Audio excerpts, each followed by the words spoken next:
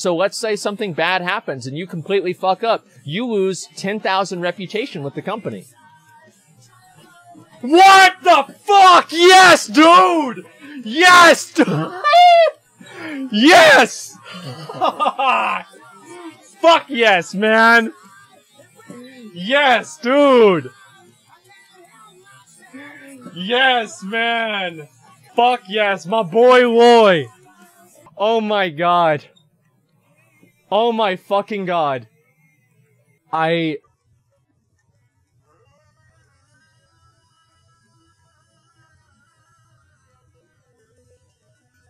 the fuck up, dude. Shut the fuck up, dude. Shut the fuck up, dude. I'm gonna check the mail right now, okay? Just give me a second. Give me a second. Oh my god, dude. Oh my fucking god. Okay, just a second. Please be here. Please fucking be here. Please be here. When you really want to be noticed, and don't mind strapping yourself to a giant. I guess this is for Twitch leeches. We fucking got it. The mailbox god. Alrighty, here we go. Let's see it. Oh my god, dude. Holy shit, dude.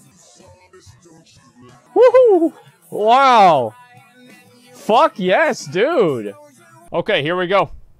Patch 8.2.5 revealed. Big new features for WoW's future. Blizz's policy backfire. Plus, we're hiring. Okay.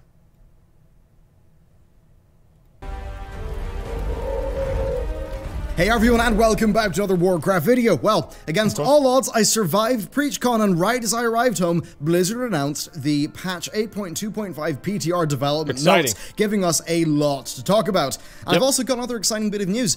We're hiring. We are hiring a writer/researcher for our game industry news channel. So if you're interested in that, check out the link down below. We are interested in both local and remote positions. Really, it's about finding the right person. So check bellular.com/jobs. We don't have a Warcraft role just yet, but that's something that probably will change soon. And then, not to overburden you with housekeeping, but this is the last day for our current Patreon, which is Rogue. So for 25 bucks, you will get these guys. And if you're watching this on the 1st of August or later, August is Paladin month, where you get lovely. August is Paladin month. McCall, did you hear that? Sticker, and yeah, that's what's going on there. Exciting. Patreon's a massive help, and as you just saw by us having job roles, Patreon really does make things go bigger here, and we owe them so much for their support. So, with that, let's get into patch 8.2.5's development. Okay. So Blizz posted the dev notes. Now, that means that we're not on the PTR just yet, but chances are PTR will be released tonight. So expect a lot of coverage over the next few days. Especially based on, you know, if there's any spicy lore that the data miners end up getting. Now, this pretty much perfectly lines up with the predicted dates in my my next 12 months of Blizzard video that I did a few days ago. So I'm feeling pretty good about our 8.2.5 launch predictions, plus the other expansion dates in that video. Now, what's nice is that 8.2.5 seemingly has a few surprise features. So, Party Sync. This is a new game feature that I didn't know about this, trialing in this PTR, and the goal is to help people play together. How does it work? Well, when players activate Party Sync, everyone in the party will be aligned to the same quest stage, and that includes phases. Then when you mouse over a quest, you can see where everyone in the party is in that quest, and if they're ready to turn it in. And I imagine there'll be a sort of a nice spruced up new UI for that. Now, this is being complemented with a quest replay feature. This will allow players who've already completed a quest to replay the quest so they can help their friend do the quest. Now, note that replaying a quest actually will get you rewards that are appropriate for your current level, regardless of the original level of the quest. Now, this is good. This is good. This is good. It is good. I'm glad they're doing it, because it is good. Really is quite the system. Replaying a quest, that's fairly interesting. As a content creator, it could be dead handy for getting footage of iconic old quests. Yeah, it is, McConnell. Shut the fuck up. Well, why is it not good? Huh? Why is it not good? You said this is not good. Why is it not good? Just watch the video. I have my own opinions about things, okay? Yeah, why don't you tell me? It's none of your business. This is your stream. I'm afraid of being proven wrong. If we have the right setup.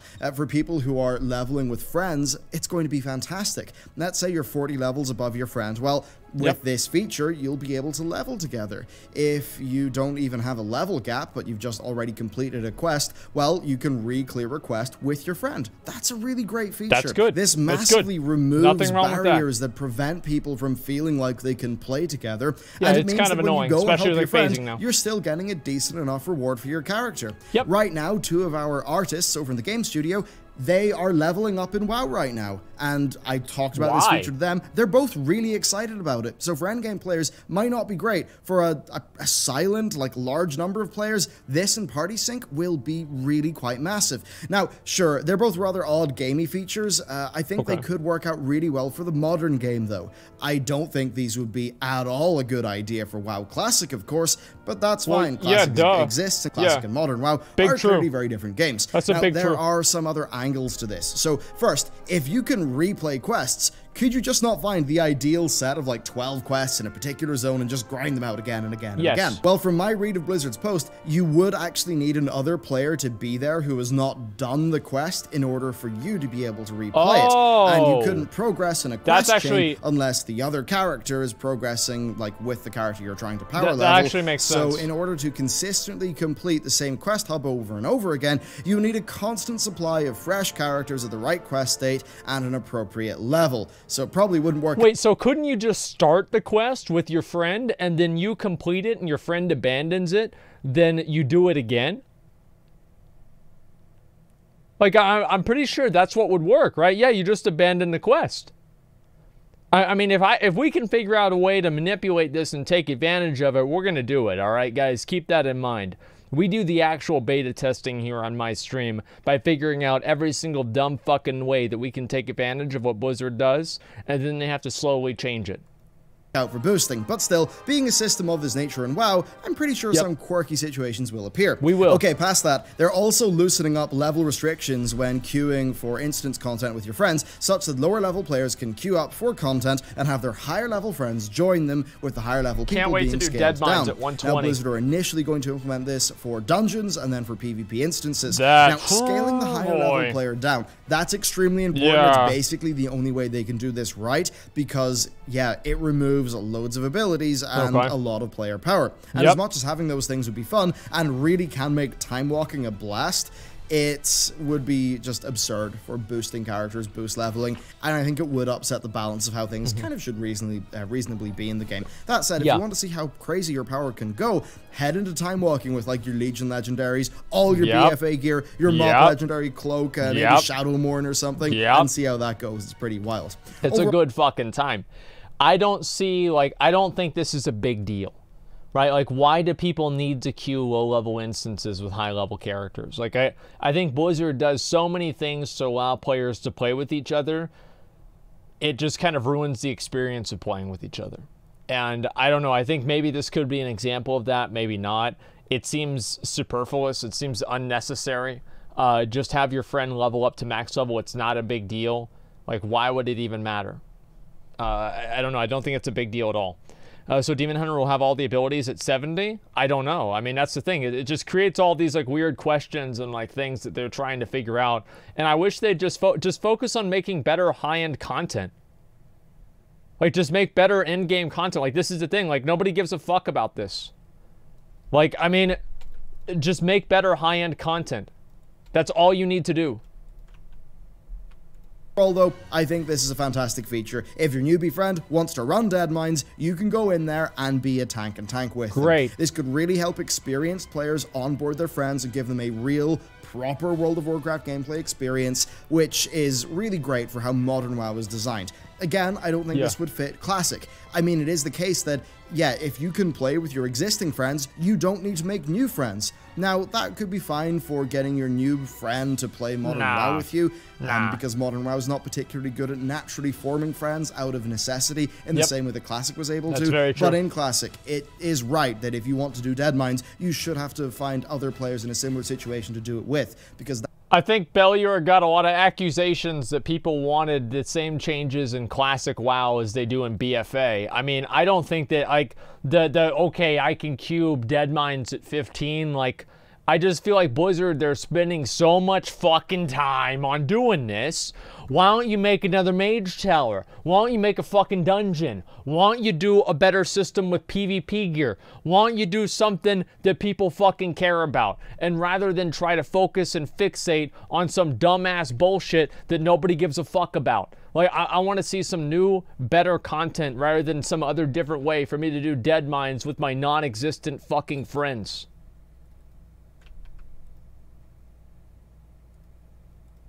I clicked the wrong area. You don't need to make new friends. Now, that could be fine for getting your new friend to play Modern WoW with you, because Modern WoW is not particularly good at naturally forming friends out of necessity in the same way that Classic was able to. But in Classic, it is right that if you want to do Dead Mines, you should have to find other players in a similar situation to do it with. Absolutely. Because that's just how the social bonds of that game work. Absolutely. Now, staying with the social theme of the 825 dev notes, I concur. Recruit a Friend is returning in this patch. So, Blizz recently removed the system, and this new one is their plan, and it basically just seems to be old Recruit a Friend plus Scroll of Resurrection mixed together. We don't have the details just yet, but it just seems to be a more slick version of what you already know, seemingly without the experience boost. They did not mention that. Now, experienced players can recruit friends to the game using a shareable link that will connect you to each other, and whenever the recruited player buys game time, you will get rewards. For each month they have game time, you will earn pets, mounts, game time, and more, with the rewards unlocking per month and scaling with how many months the other person has subscribed to the game for. Now, the specifics really do matter here, but it does seem to me that this could be potentially more rewarding over time, especially with the game time, and like, just, you know, do they run it for 6 months? And is that how long you get rewards for? It could be a lot more than the previous system. Now, here's a real tinfoil take. It could be because they want to sweeten the deal, because basically they know their business model doesn't really depend massively in subscriptions. It's more about things like the level boosts, the mounts, and the like, which is why... I don't even want to hear that. I don't even want to fucking hear that, but I think that it's probably true.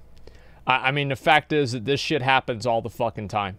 Like, I'm so goddamn sick of seeing this stupid-ass motherfucking bullshit. It drives me crazy. Like, I don't know why. It's just like the store mounts, like the fact that they're trying to... Their model of making money is based off of selling microtransactions makes me fucking sick.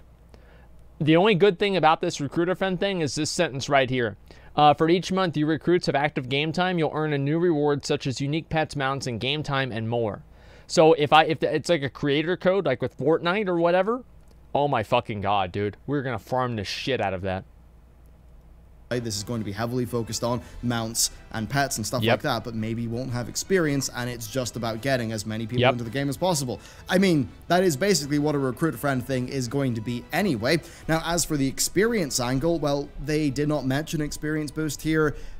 It would feel quite bad if the experience boost wasn't there. I think especially since WoW does have game features like the scaling, and now with party sync, where the experience boost wouldn't really lead to the problems of the old experience boost. Now, look, I loved getting mad RAF XP, and I was doing that multi-boxing back in the day, but I think it is also true that when you were doing that massively, you were out-leveling people, you were out-leveling zones, you got a very fractured, confused journey through Azeroth.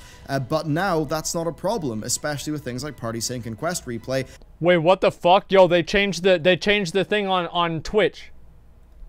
They changed the look on it. They changed it to Classic WoW, dude. Holy shit, man. It's happening, man. It is fucking happening. Look at that. They changed it right. See, they already know what's going to happen. Like, as soon as Classic comes out, people are going to go crazy over it. That's your advertisement? Yeah, exactly. So, yeah, if there's non-experience boost element there, even just if it's 25, 40%, it would feel pretty scummy. And then I suppose I'll ad-lib in another tinfoil take here. What if 9.0 is doing the level squish? What if 9.0 has a bit of a world revamp or something like that? A new, new player experience. It would make a lot of sense that party sync, quest replay, and a revamped Recruiter Friend really good are point. all put in place and are working well before that new thing happens.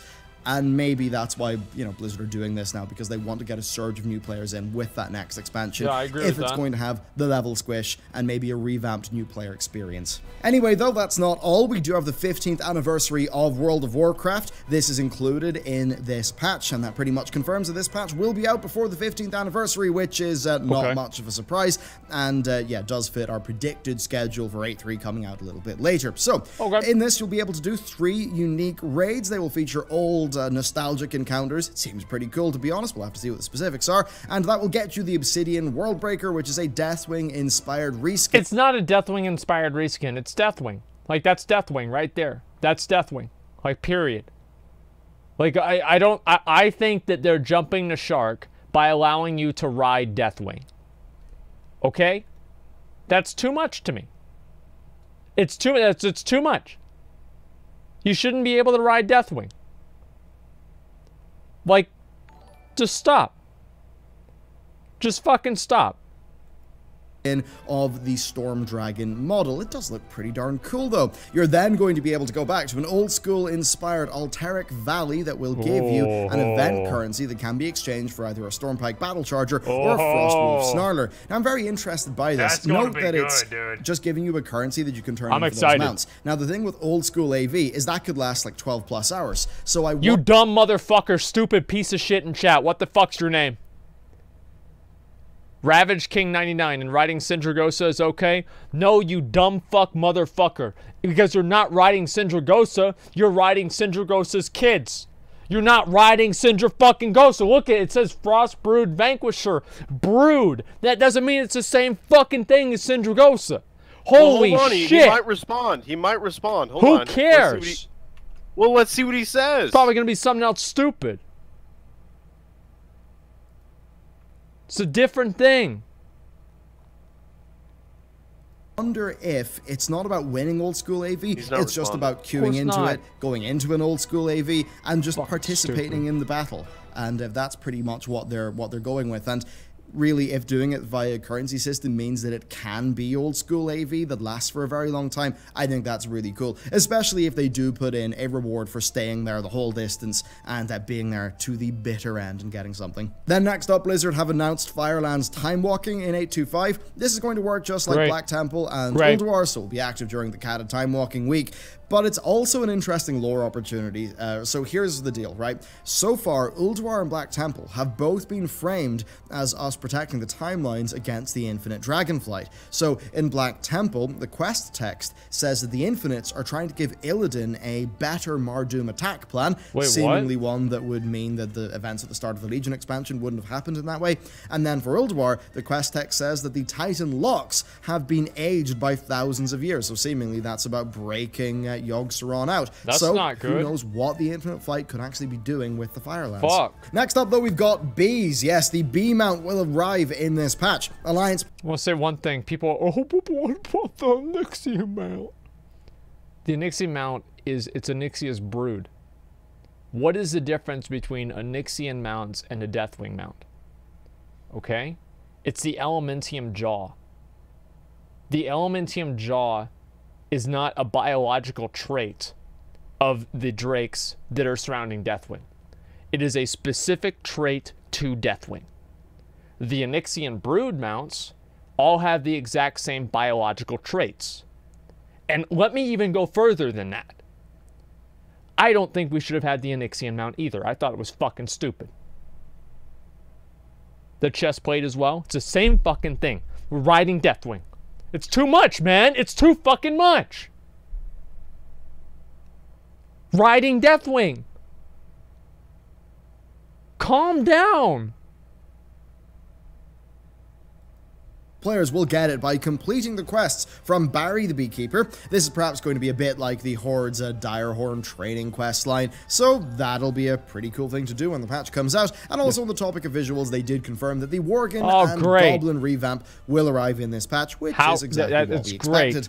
So far, that is it for the 8.2.5 news, though a whole lot more will be revealed once the data miners crack into the initial build, which I do believe will be pushed to the servers this evening. But okay, let's move onwards to something completely different. The race to world first, Ashara is over, with Method getting their first place kill and Limit getting their second place kill, I believe about 9 hours later. Though do remember that Limit, of course, did have a head start because of the reset. True. And it was pretty cool as an event. The event itself set viewership records, at least for Method, who did extremely well. Red Bull did struggle to keep up, and that does make a lot of sense given the strength of Method's brand, them having more big name casting talent that's closer to the Mythic scene, and well, quite simply, Method seemingly being a lot more popular than the other guilds. But that is something that could change. So this has been a great event for Limit's exposure, particularly. The was it the Limit's GM? No, I forget who it was. Anyway, Limit were streaming, right? They were streaming their raid perspective, and that stream actually beat Red Bull's stream, and that was especially interesting because they were streaming their team chat, which yeah, was really enlightening as well. So that actually could set the stage for Limit having more of a like position in the future, being a bit more known by people, having just I guess more fans, and what that could result in is the next race having a better storyline to it because Limit will be a bit larger, and I think that would be really healthy for the scene in terms of driving viewership and creating stories. But really, that is what I should make a guild and go for world first next time. You know, like you just get everything emailed to mention Max's views. He was counting those because he says Limit, like he says Limit streams got more than Red Bull, like he's referring to Max's stream. I mean, clearly, yeah. And I'll call it world last. It'll be yeah, the pet battle gods. But no, I don't know, man. Like I hope he talks about the drama. You don't have the patience to go for real world first? Of course not. No, I'd rather do better things with my time.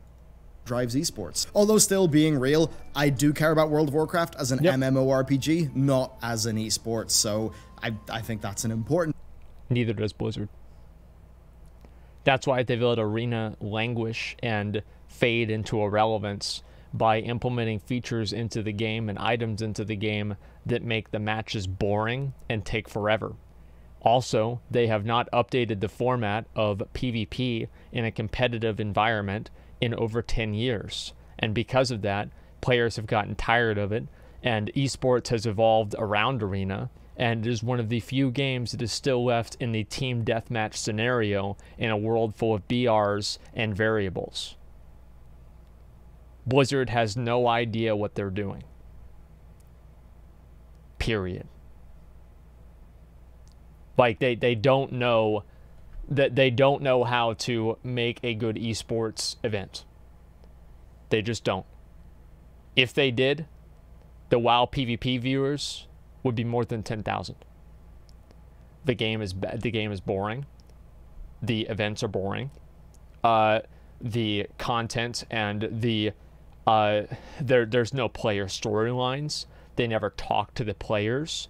They want to do everything in a super stilted, stunted way that's left their viewership back in 2010 with probably even less than they had then.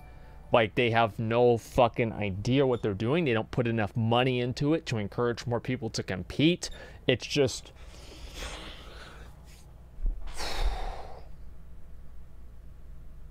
Listen. I've got some things coming, guys. I've been having meetings at night, hours a day. We're going to fix this. We're going to solve this problem. All right? Might take a little bit of time, but we're going to solve this problem. Disclaimer for me to give. Anyway, next, the Titan Residuum Lottery. Oh, this was strange. Blizz noticed that the Azerite shoulder tokens were not generating the mantles of ceremonial ascension and fastidious machinations. Now, this was fairly big because the cloth shoulders were incredibly strong. Hey, you son of a bitch! You just tamed my fucking mount! Hey! That was my fucking mount! You took out the fucking piece of shit! It took me 15 minutes to wait for this goddamn fucking mount. You just got it? Oh no, you're gonna have to watch another video. What will you do? Well, I could watch another video anyway and get the mount at the same time. What a dick sucker. for priests. Now, this led to Blizzard refunding priests, but very strangely, not refunding other people, even though it still was a pretty good item for many of them. Okay. According to GM Tickets, the dev team had decided on the priest refunds, and that seemingly is because it was BIS for the priests. Now, I understand the logic there, but this is perhaps why you don't have developers being involved in customer service decisions. A dev can be right and, you know, basically, in effect, be wrong.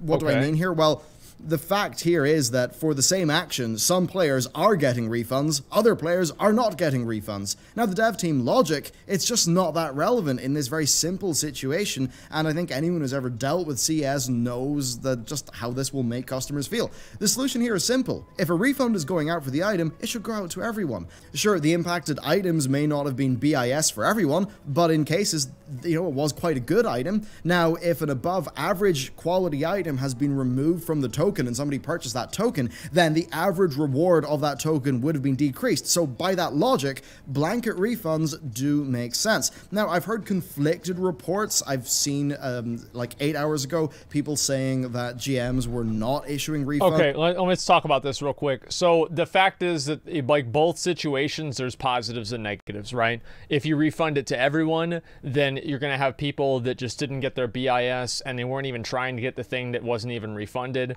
and now they're just rolling it again to try to take another shot at the lottery, and that kind of gives them a bit of an unfair advantage. And you're going to have other people, if they only refund it the priests, then the priests are getting unique advantage too. Gretzky, thank you very much for the 5 good community subs. Like, to me, I don't really care how they do it. It's such a minor issue, it doesn't really matter. One way or another, it's just whatever to me. Gretzky, thank you again for the 5. Thank you, man. For the leather piece, I've seen some people say that they are, so right now it seems like Blizzard don't have a clear policy. That's probably evolving. Overall, I do expect Blizzard will just come to their senses and do the right thing, though, which is to just refund everyone. So there you go, the post-PreachCon episode of the news. Big congratulations to my friend Taliesin for getting his episode out on Monday. I stayed at PreachCon an extra night. I drank far too much, with the and 5. I felt Thank you, man. far too rough. Thank you very much. Weekend and Monday to get the show out. That said, Monday night is when the PTR notes dropped, so it was pretty darn handy. Now, with that, if you're interested in working with us, be it remote, be it in person, specifically for our game industry news channel, our second channel, bellular.com/jobs, link in the description below. Yeah, send us an application. We'll see, you know, we'll see how it goes. There might be quite a few applications. It'll probably take a bit of time to sift through, but yeah, you know, as you can see, we are, things are advancing a little bit. We've had a lot of support from the Bellular News Patreon, and that's really helping us get this roll as well. And, you know, with even our sponsors like Skillshare, who, like, really do make a big difference, both to this and also to our game development efforts. So, I mean, a big thank you to everyone for helping us out, and you know, hopefully this is just the first of many more people who are coming onto this channel, or our channels, to help us produce more content. Even for World of Warcraft, there are 2 series that are going to take between 1 and 2 years in terms of like their overall runtime that I think people are absolutely going to love, that we've been working on for about 4 months now. And yeah, we want to get 1 or 2 more people on board so we can actually make those things a reality. So between our sponsors and our patrons, you know, it does take quite a lot to actually get the extra people on board to make that amount of content. Nick. But we could actually get there, which is really, really quite exciting indeed. And then I suppose on that, July is Rogue Month, so if you watch this video on the day of release and you still want the Rogue print, you can get that. And if you are watching this after, then you can also pick up next month's the Paladins print, which is the Paladin-themed one. And there again, we fucking go. Going back to those jobs, the people who support us on these, they really do help that happen. And we should subscribe to Bellular on Patreon, man.